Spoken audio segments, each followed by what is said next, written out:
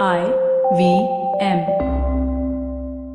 Welcome to the 50th episode of Shunya 1. Wow, can't believe it's been 50 episodes since we started this. We did a live event at WeWorks in BKC, and we'd like to thank them for giving us the space to do it.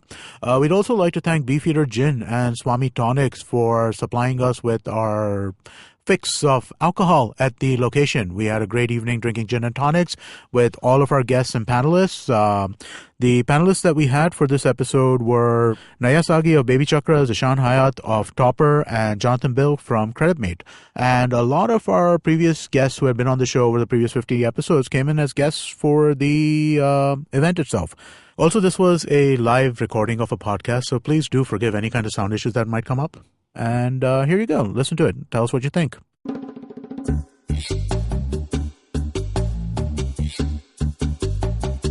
Thanks so much, guys. Thank you for making it here. It's a lovely Thursday evening in Mumbai that we are sitting here in BKC in this awesome space. Thank you, WeWork.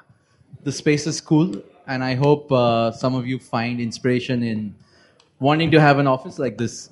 And we're going to talk a bit about that. So, Shunya 1 is at 50. Me and Amit started this podcast because Amit is a techie himself, and he runs IVM. And he wanted someone who had nothing else in life to do and has done something and has done a bit of tech, has dabbled in it, and probably passes off as someone who can host and sound smart enough when he talks about tech. And an influencer. And an influencer. So he needed his numbers to go up. And he, with enough of a Twitter following where I can actually convince and make people feel obligated to show up on my show. So that's what happened. And here we are, 50 episodes down. Thank you to all my guests, this wonderful panel here, and everyone in the audience who have been on the show for getting convinced to come and tell your stories with me to the rest of the audience we have. And I can't believe it. It's been great. I hope to do 50 more and Indeed. more. Indeed. And on the 100th episode, we'll have even more drinks. So please do come back for that when we do it. So without further ado, if everyone has their seats, I will introduce our panel and our topic for today. And before that, a big thank you to Swami and Beefeater for doing drinks for us. Please, if you haven't gotten it already, please grab a drink at the bar later once we're done with the panel. There's some awesome cucumber tonic is awesome. Yes. It is. All right. So, building in Bombay.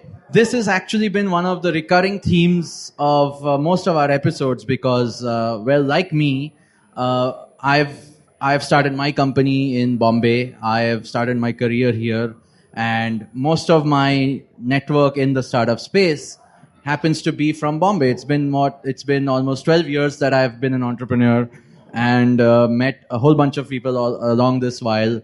And so many of you have been on the show, and we've spoken about how over the years it's been fairly challenging to build a company out of Bombay.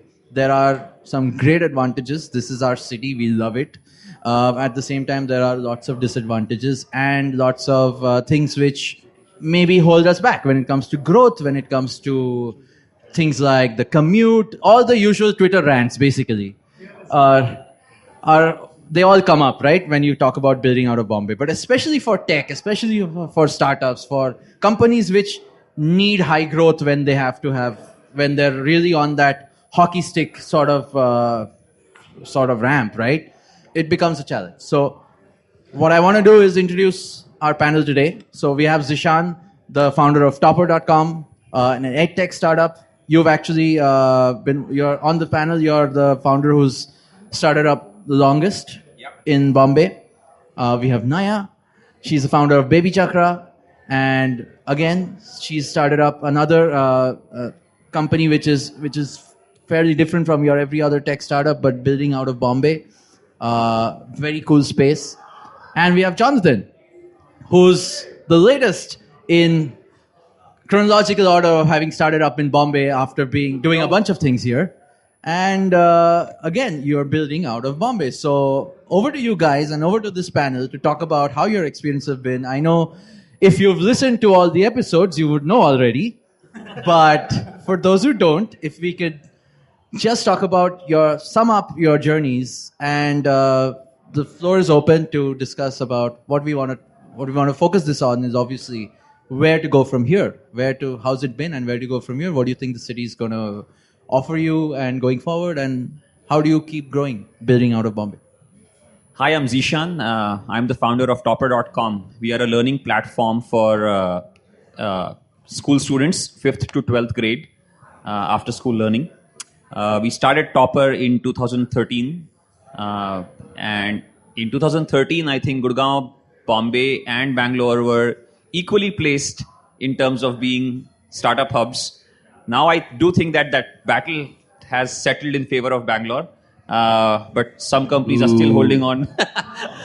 Well, that said, I think Bombay still has its own retention power. People who are addicted to Bombay have super long retention here. Could we have built Topper out of any other city other than Bombay? I think we'll chat about that over the episode. Zishaan should actually say building out of Powai. But anyway, I'm Naiyya. I'm the founder of Baby Chakra. We launched in 2015. And what we're essentially doing is really reimagining care in the family setting, right? Through a platform that's very personalized to parents. Yeah, so I think Bombay for me was actually a very non-thought-through decision. I had just graduated, from Boston, and I was coming back to India, and Bombay just seemed like a really fun place to be. I hadn't really lived in Bombay before, so I moved to Bombay and I decided to start up. And I think I realized it was actually quite challenging. But I do think that one thing about Bombay that was really cool was because there are only so many entrepreneurs who are really mission-driven, really passionate. We found our own groups, right? And I think that's something that's really cool about Bombay because it's like this circle of really high-achieving, very talented entrepreneurs. And I think we really stick up for each other. We really look out for each other. That's one. And number two, because there are only so many really cool ventures coming out of Bombay in many ways, you get access to some amazing talent. And I think, people find you. I think in Bangalore, there is, whatever said and done, people have a lot of more options. I think in Bombay, there are a few companies that stand out and you get access to some really amazing people. The cons, of course, is that it does feel a little cut off from what's happening in Bangalore or in Gurgaon. And of course, real estate costs. That's a big bummer. But apart from that, no regrets so far. Loving building here. But more when we talk. So I'm Jonathan. I'm building a business called CreditMate, which is a fintech.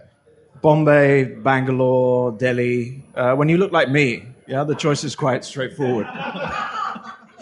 If I want to be able to understand what anyone's saying, then Bangalore is out the question. If I don't want to get mugged or die from pollution, then Delhi's out the question. So therefore, Bombay is the only option. Joking aside, actually, it's halfway in between those two things, which is quite useful. Yeah, we sometimes forget that. If you're in Delhi, you have to fly to Bangalore. It's twice as far, I think. The second thing, I think, is this whole thing about, I don't really live in Bombay, man. I live in Goregaon East. So Bombay is lots of little villages. Yeah, it's not like one little place. Talent, I don't find that a major issue in Bombay. I think it's actually easier, if anything, because you don't have so much competition.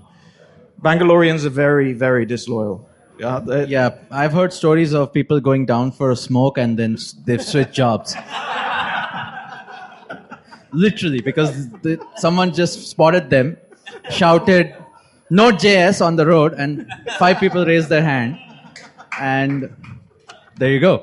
So you lost 5 engineers. But okay, great. So obviously you guys have all, for varied reasons, chosen to start up here, and you're building your companies out of Bombay. All the points you just mentioned, right? The fact that it's not just one city. We know this. It's, in fact, the townie person here will absolutely say it's not just one city.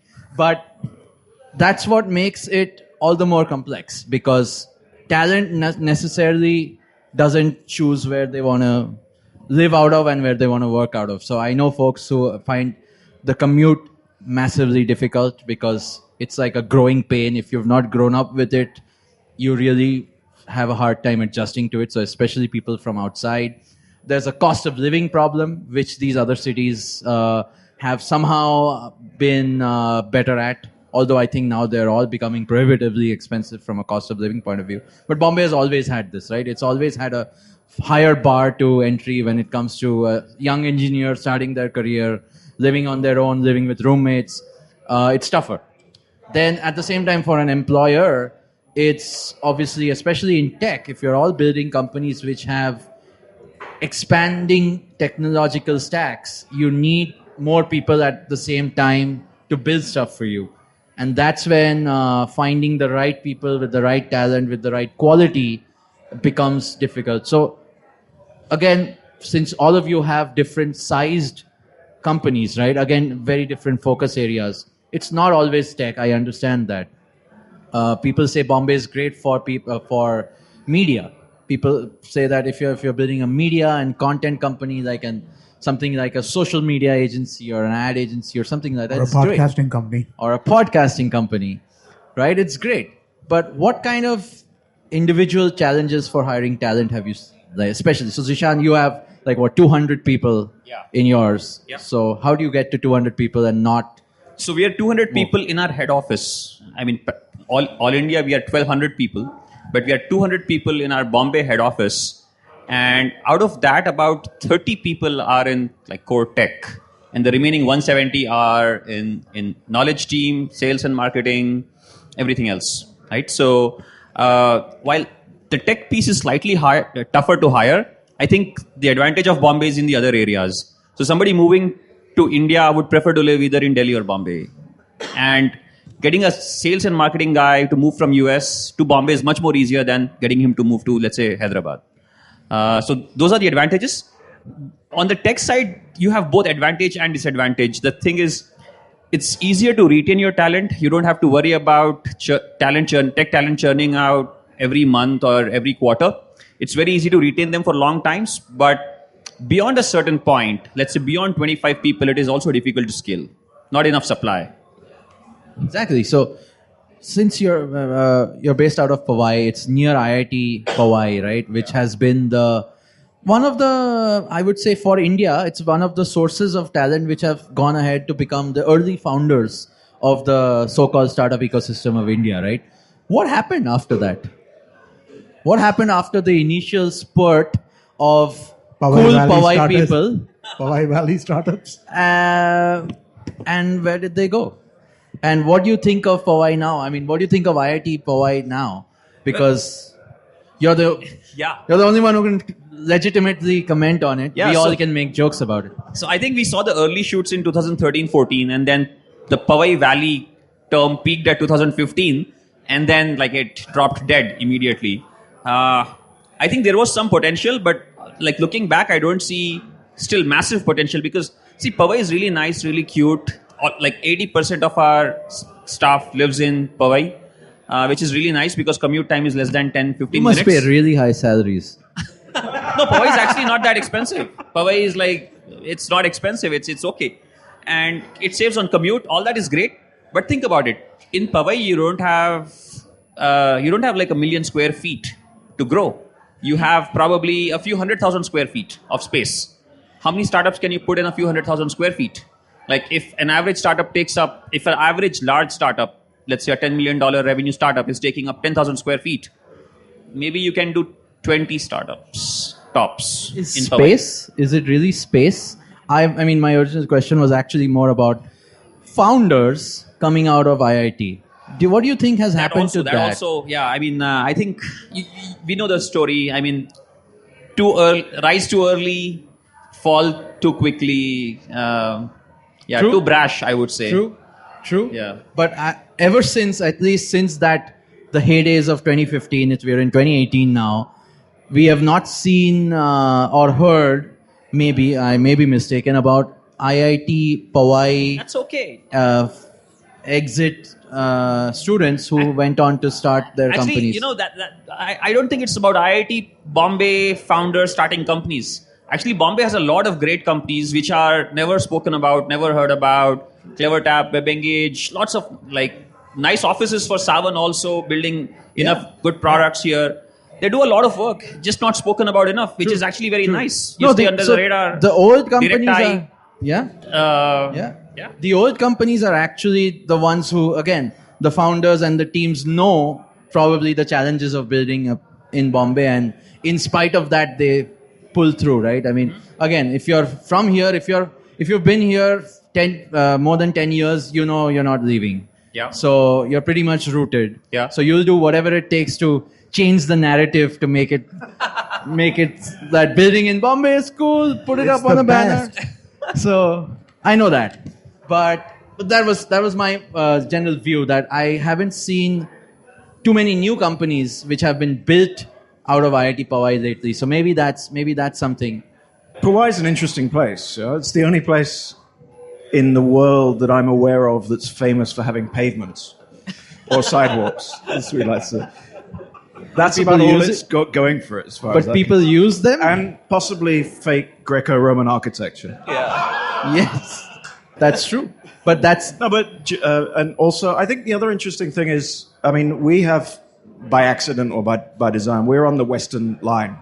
Okay, so most of our team are commuting from northern suburbs in Bombay, and then we're on the main train line. Yeah? So one thing, if anyone isn't already wedded to a particular location, then definitely being near a transport hub is a big way of saving on that commute time. Because the reality of BKC or Powai or Bandra, for that matter, is it's very difficult to get to. Yeah, get inside all of these places. Yeah. If you're inside, you'd rather just stay there and not move out. Yeah, that's Make sure you can walk to office. That's exactly what you're doing, right? Let me ask this, right? I mean, like everything that we've been talking about, all the challenges we were talking about here about building in Bombay, do they all come down to property prices? Because I mean, like if you're talking about commute issues, those are property price issues, right? I mean, like it is an affordability issue. If you're talking about the ability to create larger spaces and stuff like that, again, that's a property price issue. Is that really the major problem with building in Bombay? So there's another very interesting one, right? And just in terms of, so if you're building in my case, like a consumer tech company, if you look at the early adopters, your early adopters of your product actually are in Bangalore and Delhi, very interestingly. So if you look at, I mean, like we were looking at our cohorts of retention, growth, etc. Bombay people, for some reason, take a little longer except for some hubs, right? So I think Powai, somehow Goregaon, Vashi, New Bombay, just talking about the user base, right? There are certain early adopter cohorts, but the actual sort of at-scale early adopter cohorts come from Bangalore, Chennai, and from Delhi. So I think it's interesting because when you were looking at doing consumer interviews at scale, it was a bit tricky to find the right set of cohorts that would scale and retain from a Bombay perspective.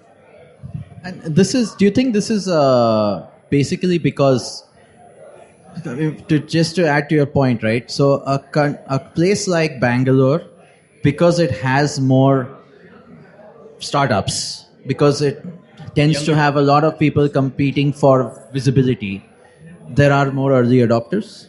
Is that what it is? Because your audience demographic is actually very different. They're not startup engineers who are your audience, right? Your audience is actual consumers, their mothers, their parents. So what makes the behavior of those folks different? So I don't know. I mean, I don't know whether you guys have experienced this at all, but I think in our case, what ended up happening was, number one, of course, you're consumers of parents, right? And there's something to be said about the fact that in a Bangalore or a Delhi or, other geographies or Hyderabad for that matter, or even a Pune, there is a larger IT population and they are looking at, they're looking at products every day, day in, day out. That's what they talk about, right? That's what their days and their lives kind of revolve. Exactly, yeah. Right? So that's one.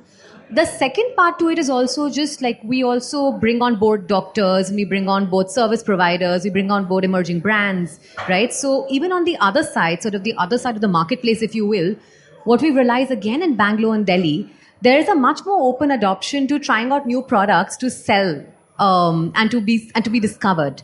And I think part of that might again stem from the fact that just the percolation or by square foot of tech companies or tech startups in Bangalore and Delhi is just so much more dense that people who are bombarded with these messages start thinking of a tech solution as being par for the course versus being something different from what they already do. Yes. So this is where actually Bombay, because Bombay has, funnily enough, if my history serves me correctly, Bombay has been a business hub for the longest than these two other cities which we are talking about, or any other city. Right? It was the center of the economy for the country, and it's been where most old school businesses were always headquartered, most of them. Right? So people from that generation and their further generations are maybe stuck in a way of doing things. Is that what you think it is? I think that's an interesting. I would argue that there's probably a relationship between transient nuclear behavior and traditional settled families. I think Bombay probably has more tradition and therefore more social support. So in the case of your product, Naiyya, likely there are support networks that they can rely on. Whereas when you're new in a town, let's say you've got a tech job, you're kind of more open because you don't have that ready set you of fall back on tech recommendations. So therefore you're open more often. So you actually fall as a consumer, because you're new to a city, you tend to basically. So at the same time, while you say this, I've also known that Bombay has the biggest influx of immigrant population into the city on a daily basis. Right? Of all Don't kinds. look at me, man. Of all kinds. So Yes, but immigrant white collar or immigrant blue collar? Yeah, blue collar, I would say. Yeah. I for would the most say part. more blue collar than white collar. I don't see that many Infosys jobs being created in Bombay. That many new And banking back office jobs in Bombay. and that's where basically your tech All your new. And not just me, but I think, and fair, absolutely. But if I look at, whenever you talk to a tech entrepreneur who's doing something in consumer tech, somehow Bombay just seems to be if you crack Bombay, you've cracked it pretty much. I think that's a gold standard a lot of people set up for some reason. And I would say that for Delhi actually. you would say that for Delhi? Is that right? Because of the... Yeah, if you can sell in Delhi, you can sell anywhere. Listen, you're trying to teach people in Delhi. That's a generally hard decision. Yeah. You're trying to educate people in Delhi. Zishaan, that's a very unique problem to your demographic. Great. So obviously, but this is apparent. It's something which is true across whatever kind of solution you're trying to build. In fact, just to speak about fintech, right? Bombay was, when the fintech hype started, I would say people said, okay, finally Bombay has something. Say revolution. Nah. So we all us Bombay folks, myself included, tried to do something in fintech, saying, hey, this is where the banks are, this is where money is, this is where fintech is gonna kill it, right? So we have to build it out of here, we have to do it here. But it didn't really pan out. So what do you think? I think there's a difference between fin and tech, and that really is the problem, which is that Bombay's quite good at fin, it's not so good at tech. So there you go. So everyone, in the end, everyone's a consumer, and they end up using products, tech products, new age tech products of all kinds, only when they have to, or they are compelled to, or they have the option to. Is that what it is? Are we saying that Bombay consumers are fairly Slow satisfied? adopters, Low late adopters. adopters. Yeah, The that means opposite they of don't early. need these tech. They don't need all of this cool tech we're throwing at them. I don't know. I don't know if that's necessarily true, right? I think it depends on the industry that you are kind of trying to target, right? I think that what Jonathan's doing, I think Bombay probably works is probably a big market for you, right? Because I feel like that is the kind of that's the kind of market need that exists in a larger city, not just larger cities, but I think like that feels like the first place that is. What Zishaan is doing feels like it's something that is probably more needed in smaller cities rather than what it is in Bombay. What Naiyya is doing feels like I think it really depends It's on needed what all over the place. what she's doing is needed everywhere, right? So I think it really kind of depends on what kind of company you're trying to run and what your end audience is. All right. So bringing it back to building, since obviously building involves not just consumers you can reach, where if you're building tech, the whole point is that you build out of anywhere and reach them, worldwide.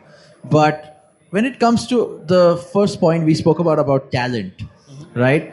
Bombay retaining talent is one, but this problem of scale, right? Why do you see the companies which have moved away from Bombay? They've started in Bombay. We've had a few examples of people who've moved. There are companies who've started and continue to grow in Bangalore and all these places. And they're growing to these immeasurable sizes, Yeah. right?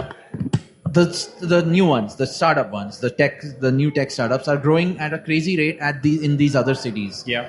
Whereas one day, another point you mentioned, way back, the folks like Infosys and L&T Infotech and all these, and TCS and so on, right? They always hoarded people in their offices back here in Bombay. And those offices still exist. Maybe those people aren't doing too much, but then those offices still run. So why is that? What's the dichotomy there? What makes people join? Like, what makes TCS go to an engineering college in Bombay and hire up 100 people every day, and from IIT, from regular colleges, from everywhere, but not the startups? Why can't they do that? Have you tried doing that? Have you tried going the regular route of hiring, right, instead of the... See, what we've experienced at Topper is it's easy to hire people who already want to move to Bombay or have been living in Bombay, right? And once you hire them, they stay with you for very long. So there's like super high retention. Yeah, so I'm talking about hiring from a college here, right? So we have we have students here, right? So folks and we have listeners who listen to the show to look at what kind of startups I might want to join someday, right? If they're based in Bombay, they feel their options are limited. Why is that? So that's not hiring works. When you're hiring for tech, you're actually picking 10 or 15 colleges all over India or 20 colleges all over India and trying to get like the top 3 or 4 engineers in that college. So when if you have a drive for, let's say, 10 engineers, you're probably thinking about 100 people pan-India during that month to interview. Now, they are not going to be all from Bombay, right? So you want to tap into IIT Hyderabad talent. You want to tap into IIT Allahabad talent. You want to tap into IIT Delhi computer science talent. You want to tap into BITS Pilani talent. And these are guys coming from different cities, going to different campuses, and then going to another third city for their job. So it's like it's not like local boys growing up in Bombay, going to colleges in Bombay, and then come to work in Bombay. So the flip side of that is, what changes in Bangalore? Same pay package, much lower costs.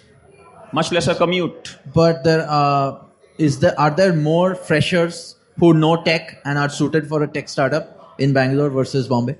Supply-wise? Yeah. Almost 3x, 4x.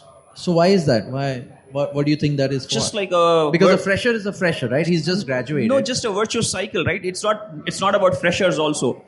You have many more tech companies in Bombay, in Bangalore. You have Amazon campus in Hyderabad. They are churning out your senior managers, team leads, who will be able to hire these freshers and groom them. If you don't have a team manager or if you don't have an engineering manager to manage these 5 people who you recruit, how are you going to manage them, right? So you also need the team structures to fall in place. That's true. Have you guys ever looked at hiring locally, and what's your strategy been?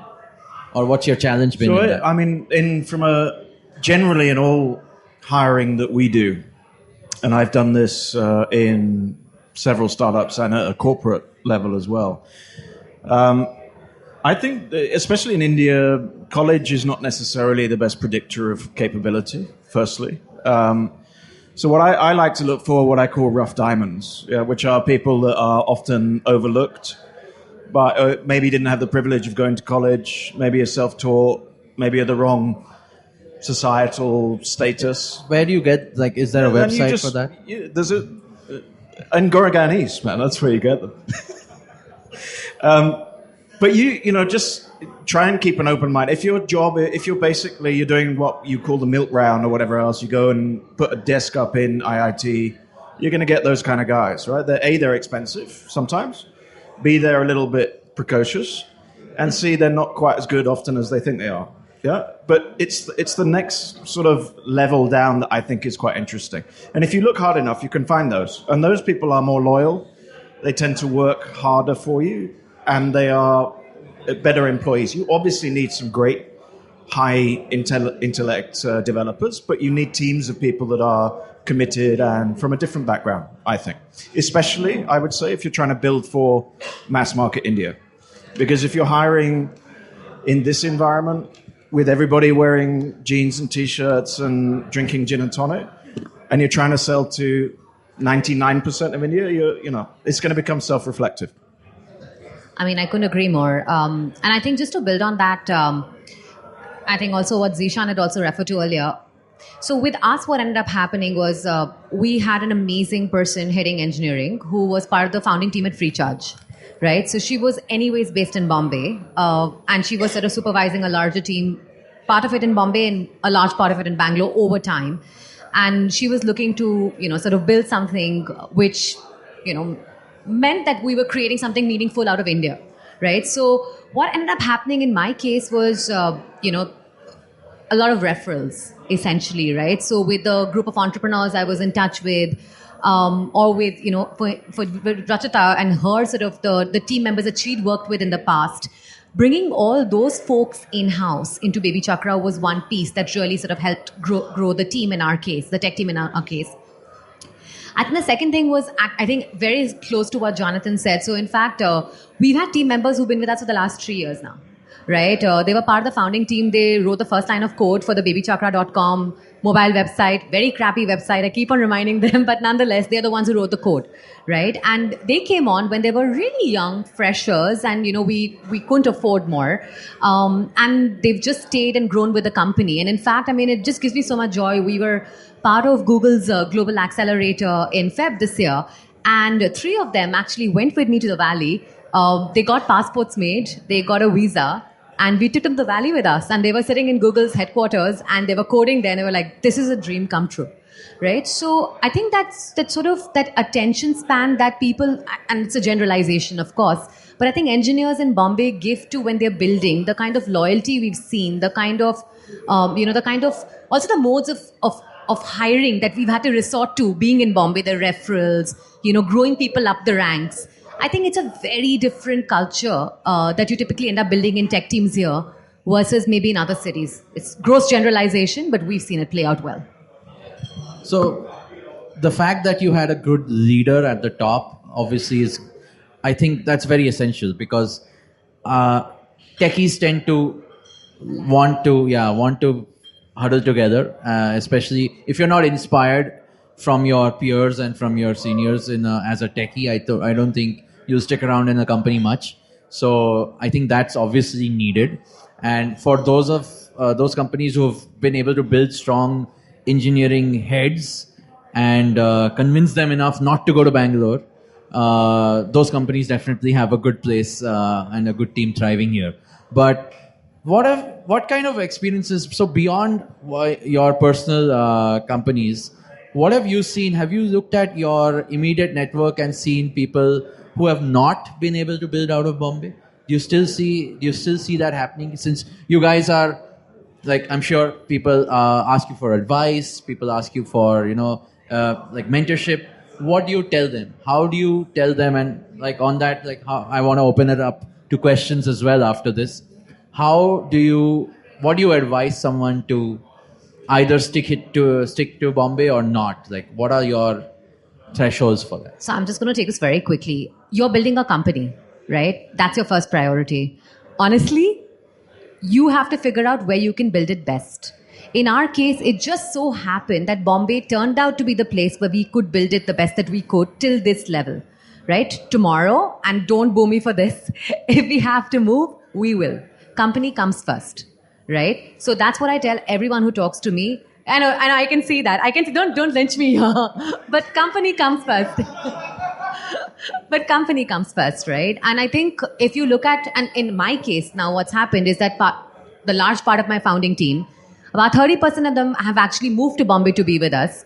So I'd be doing them a disservice if we decide to suddenly shift base. And then 70% of the team is from Bombay. So I think we're pretty much rooted here for the next foreseeable future. But company comes first. To your question, I haven't seen any startup getting killed because it was very difficult to build in Bombay. We've seen cases where people were scaling fast and they would scale faster if they moved out. We've seen that, but that's after a certain scale, right? That's after like 30, 40 engineers, about 200 people in head office. We've seen that happen, but I don't think we've seen companies getting killed because they started in Bombay and Bombay was too tough. I don't think so. But even if someone was starting up today, what would you tell them? Bombay. Let me tell you why as well, because I think we tend to be very obsessed with technology. Yeah, what Bombay is extremely good at is marketing and commercial capability. And, technology, honestly, with the greatest respect to all my colleagues in tech, we are so over-engineered towards technology and under-engineered towards marketing and commercial know-how. Bombay is a hotbed of marketing capability, and if there is one in India, and of kind of commercial thinking. And that is the best predictor of success. Bombay folks know how to sell, know how to do business. Exactly. No, you have great supply of... I'm from Delhi, but I am. strong work ethic, great supply of sales, marketing, content, media, just so much easier to access to law firms. Everything is so much easier. Even like investor meetings at random is much more easier in Bombay, also in Bangalore, but let's say it's so much more difficult in Chennai or Hyderabad, which are equally large cities or compared. Yeah, so I think, do you think that's a largely neglected side of building a company per se? Totally, yeah. You know my view. Yeah. Like I said, only 25 people in tech, 175 people not in tech. Yeah. I think the strong work ethic point cannot be emphasized enough. I think Bombay constantly inspires. Monsoons in Bombay, people are showing up to office drenched. There are floods outside, people are in office. It's crazy, right? And I think that's probably the only city in India that can actually claim to have this level of a work ethic and this level of disasters. Do you see that since you have offices elsewhere? Do you see that difference in work ethic in your own company? I mean, Be very careful, Zishaan.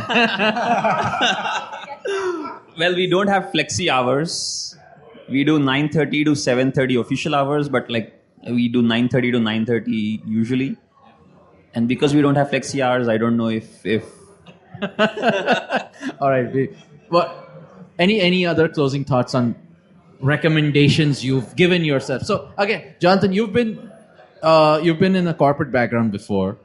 You've seen how a corporate company, an old school company based out of Bombay works, right? I mean, that I would say is a generalization on any old school company anywhere, to be honest. But especially when you're now in a small, high growth startup, there's so much more responsibility on each person's head. For every single person you hire, they're really valuable, right? Every person joining you tends to be doing the job of more than one person more often than not. That, do you think, is something which really is more and more emphasized? Generally, if I look at India from the outside, then we are highly averse to letting people go quickly enough. Yeah, I think we tend to hire and then, that's it. That's like wedded for life, which is very unusual in the culture that I'm from. So I think you always need to not be brutal, but, you need to, if somebody isn't working out, you need to let them go very honest quickly. with yourself. Yeah, and because that's actually one of the most dangerous things. And you see that in large corporates all the time. It's like a promotion is a base of tenure, not on the basis of capability. In the government as well, for that matter. So you're not really churning enough. That's the one piece of advice I would give, and it doesn't relate to Bombay specifically. It probably does, because if you've finally hired people after so long, if you've found those few people you think will work for you, knowing that there aren't too many out there, I think your propensity to want to keep them is higher. Even if they're 60% as effective as they should be, it's just it's better than better than nothing. Possibly. I'm still not convinced. I don't think what you're hearing from the panel is that there is a major issue of building in Bombay. I think that, if I was to sum up, I don't think there is. So I would encourage people not to take second best or not to put up with talent that isn't good enough. Yeah. But it just means that your job of recruiting is constant. And that's the nature of running a startup, in my opinion. Yeah. All right. I want to open this up to questions. Anything? Of course, a lot of you guys are founders here. A lot of you guys are engineers. A lot of you guys are salespeople. So what do you want to talk about? So What do you there's want to ask a the mic panel? over here. Anybody, if you have questions, please come up and ask. So the question was, what sort of premium do you think startups need to pay, as in assuming there is a premium in hiring talent? So I'm not getting at the senior level. I'm saying at the junior level and at the mid management team leader level. So especially in today's time, where most kids are averse to joining startups because a lot of startups have burnt out, have run out of funds, a lot of promises which haven't been kept. Most founders don't actually share it till it actually, there's no money burns out. So has it gotten a lot worse to hire talent because of the burn that we've seen recently? This is not a Bombay specific question, but we'll take it. So we hired about 35 people in tech in Hyderabad recently. So I think we are paying a premium of about 20% in Bombay, which we realized after hiring the Hyderabad team. So that's the premium over cities. Over startup versus non-startup companies, I'm not sure. It just depends on how you position yourself. We believe that we are paying like a 10% cut on regular salaries for working in a startup. Still are willing to take that cut? Yes, because the work is interesting. You don't want to be fixing buttons in Amazon. So. Good one. Yeah, it's true. It's true. There was a graphic I saw shared that the first day of a job, an engineer basically says, "So, do I get to work on that problem which I whiteboarded during the interview?" It's like, "No, fix that button." My name is Ankur. I think a panel talked about Mumbai rains, and one of these days, stuck in traffic, dropping a few of my colleagues to a metro station, we talked about working from home. And while I said I prefer doing that for myself, I don't allow it for my team. Wow, man. As a rule. I want to know what are your thoughts about working from home, remote working, especially given commute becomes a big deal for a lot of people. Right. Talk about founder privileges. But okay. That's my view, but I'm open to other views. I mean, not just monsoons, but also Uber Ola strikes, also train gharaos, also a lot of things, right? A lot of reasons for people to work from home actually in Bombay.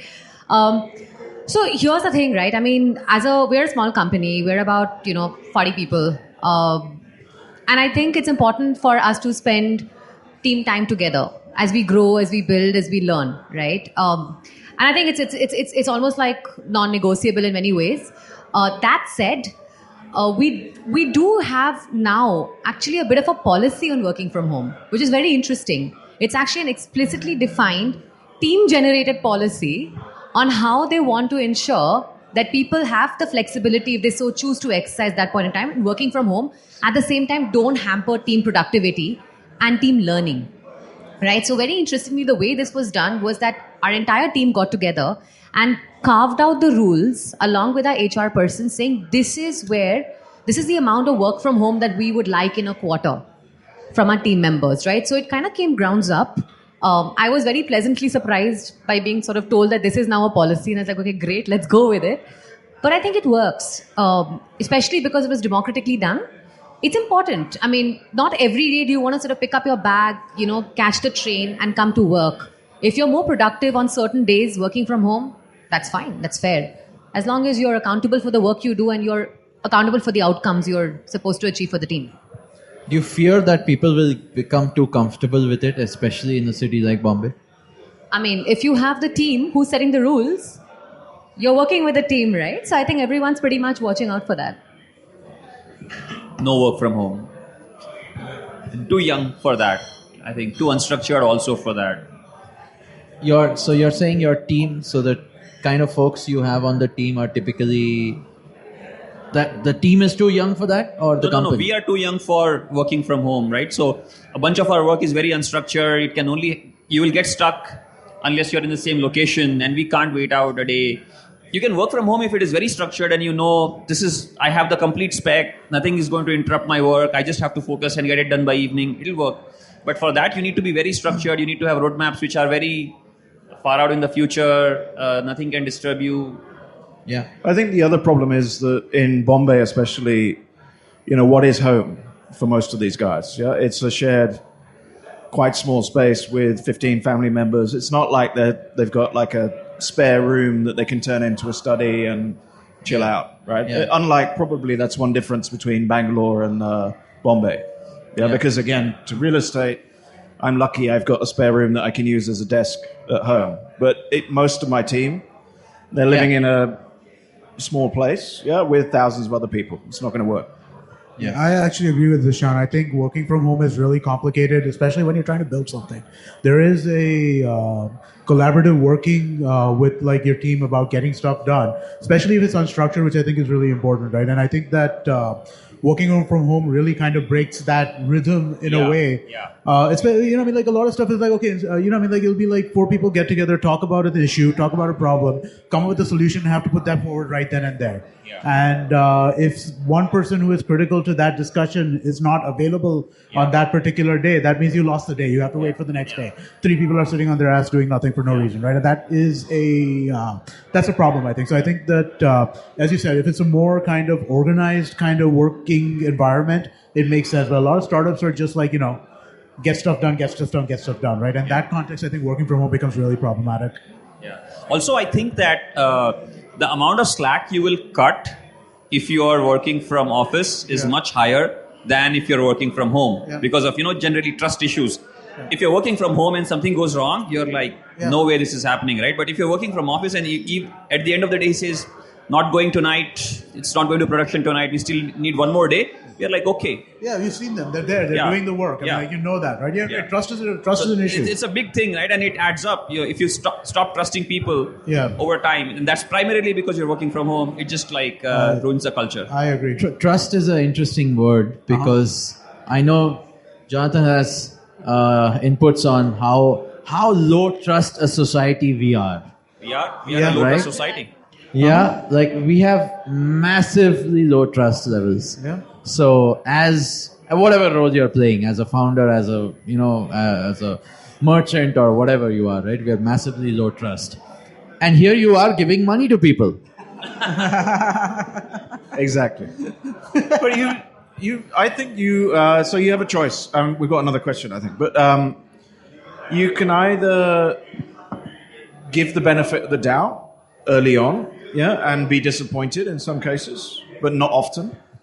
Or you can mistrust and be proved right. And I think with things like working from home, with employees, with the culture you create, it's better to start to accept that risk of some disappointment in some cases. But most of the time, you create a culture that is quite encompassing by doing that, in my view. Let's hope so. Let's hope we all do. Yes. So one of the things we've been speaking about is having good technological talent being available in not being so easily available in Mumbai. I have often seen that even from the side of the companies that as somebody I've been running technology meetups in Mumbai since last few years. So one of the biggest challenges is finding people who are coming forward and speaking about it. Whereas in Bangalore, every other day there are lines of people lining up and having meetups and discussing newer technologies, discussing what they are doing. Here, if we go and reach out to a company, hey, can you guys speak about what you're doing? They're like, no, this doesn't benefit us. We won't come here. We won't have people talking about it. Other people will take away our technology. And they're not even they're not willing to share about what they are doing. They're not willing to talk about it. They're rather very guarded. Nobody's sharing what each other they are doing.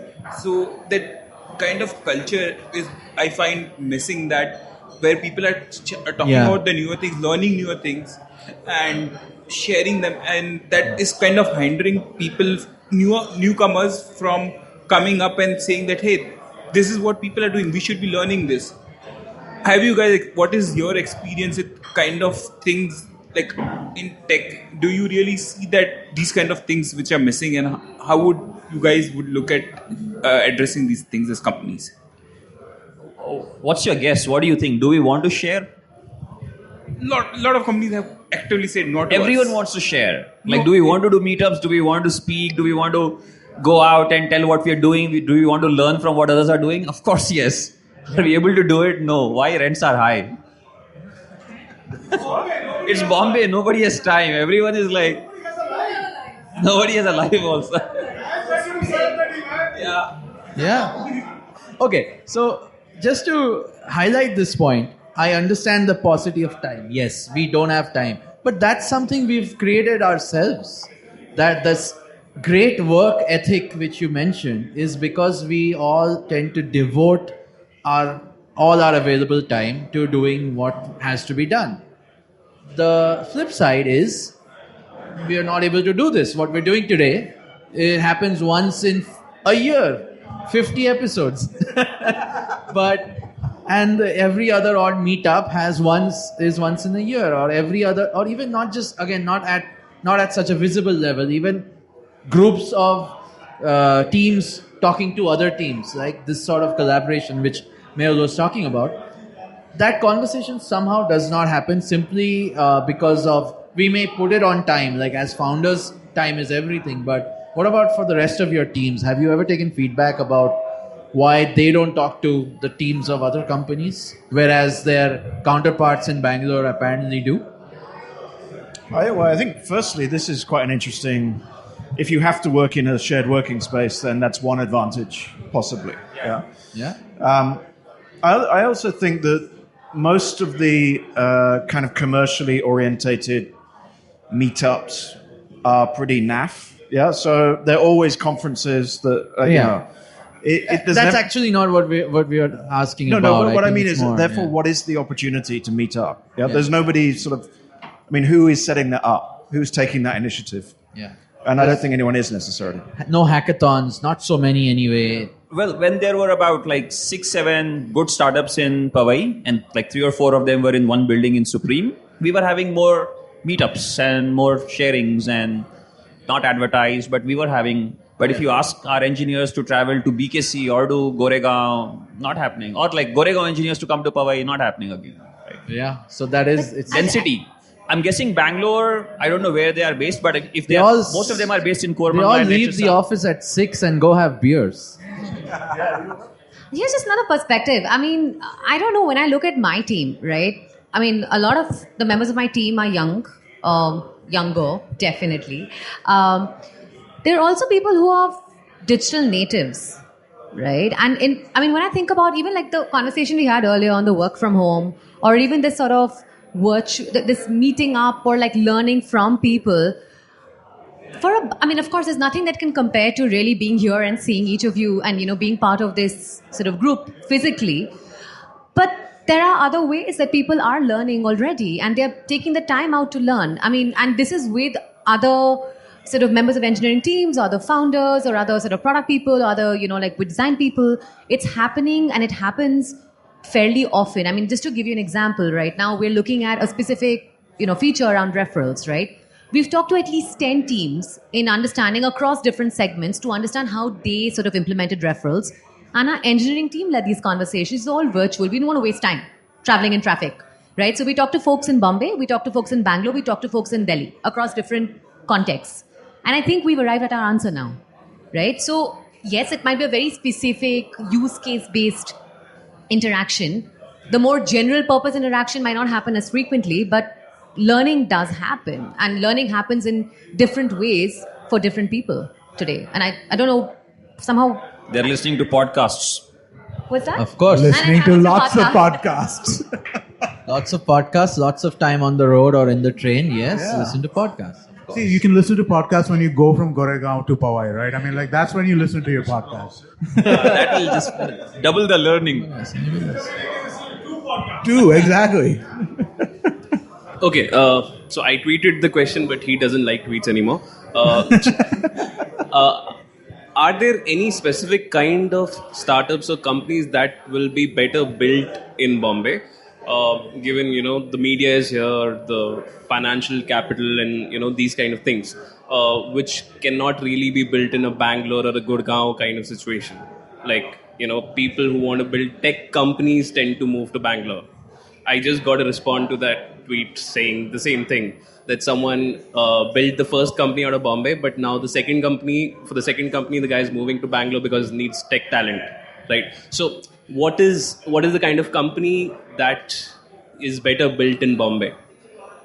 I think we sort of answered that earlier. It's people who need business, a We business got company, media, we a got company which fintech, wants to make money we should have be here. children's communities. We have education. These are the kind of companies you build in I Bombay. would say any companies, you can build any company out of Bombay as long as you don't have to hire 100 engineers to build that. Like, if your cap is 20, 30, Bombay is actually an advantage.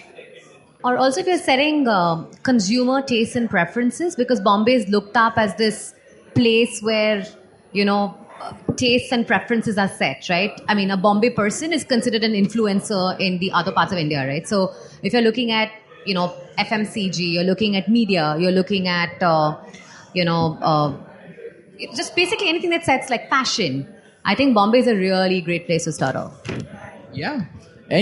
So on that, some closing notes. Of course, thank you so much, guys. I think we've got some good questions in. We have got some great views of how to build in Bombay, and we are looking forward to seeing all of you obviously continue to build in Bombay. Even though you might have offices elsewhere, it's fine. We'll still give it to you. And of course, thank you all of you for listening to the show, making it here today, giving us your feedback. And I hope there's a lot more inspiration to continue building Bombay even here in the audience. Some closing thoughts, Amit? Yeah, everybody join our Slack channel if you haven't already. Which I'm sure every one of you has heard. But yeah, you can go to ivmpodcast.com/Shunya1 and subscribe to the Slack channel. We'll get you added in. And besides that, no, seriously, thank you everybody for coming. This has been great. We're really appreciative that all of you were able to make it. Thank you guys for making it for the panel as well. It's been great. It's been a great conversation. Thank you for making this fun. Really appreciate it. In spite of all the negatives which we just spoke about, you guys have made it here. We're in BKC. We're in this very cool space. Thank you, WeWork, once again. And we hope to keep hearing from you on all channels. And of course, keep listening to podcasts. It's a great source of information and entertainment. And while you're in the traffic of Bombay. And look forward to a fun next 50 episodes of Shunya 1. Let's do this again next year. All the best. Yes. Thank you. Thank you, everyone.